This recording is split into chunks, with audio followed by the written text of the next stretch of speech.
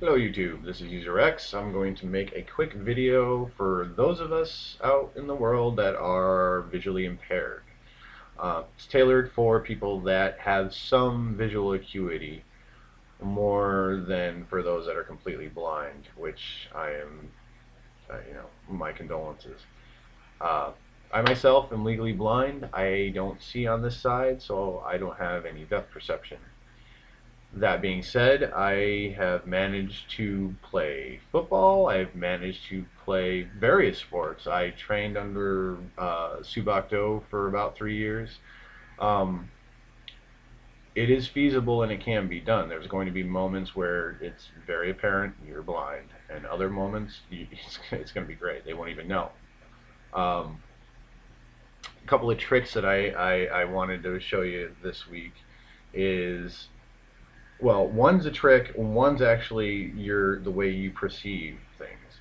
Your brain prior to your accident or misfortune was doing things stereoscopically or scopically, whatever that word's pronounced. It was doing it real time. With the lack of your other eye, you can't do that, but you can still judge distance. What you're going to have to do, though, or one of the things you can do, is learn how to better judge distance using shadows, which sounds silly, but you just need to start making conscious references of shadow links at various times of the day. I would suggest, picking a specific time of the day and just walking around your house or outside and looking how the shadows are playing with the objects.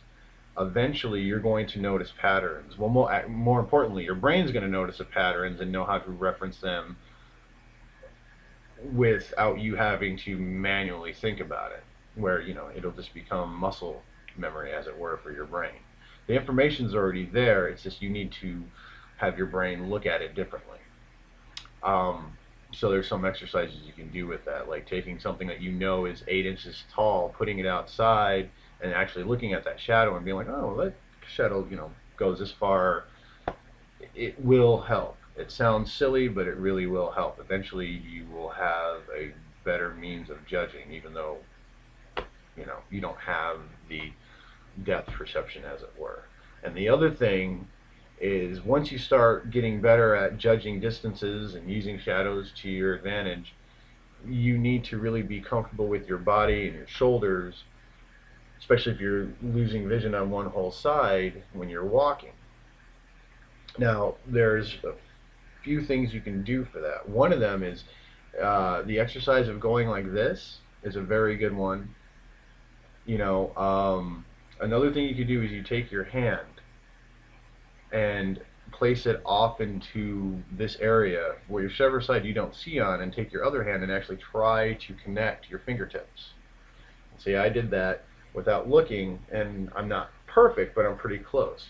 That's good because that's kind of me knowing, well, when my arm's here, I'm probably a foot and a half away from my head. I got a good judge of how far my arm is from something, even though I don't have three-dimensional spatial recognition. Those kind of things you can do too. They're silly, but they will really help. Get comfortable with, judging spatial distance.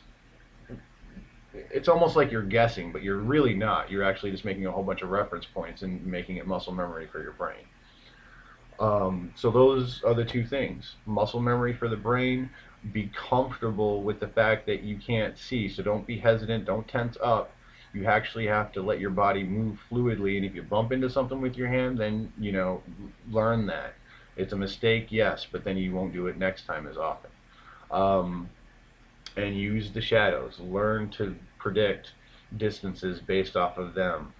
It will really, really help you, and I hope this made sense. All right, thank you.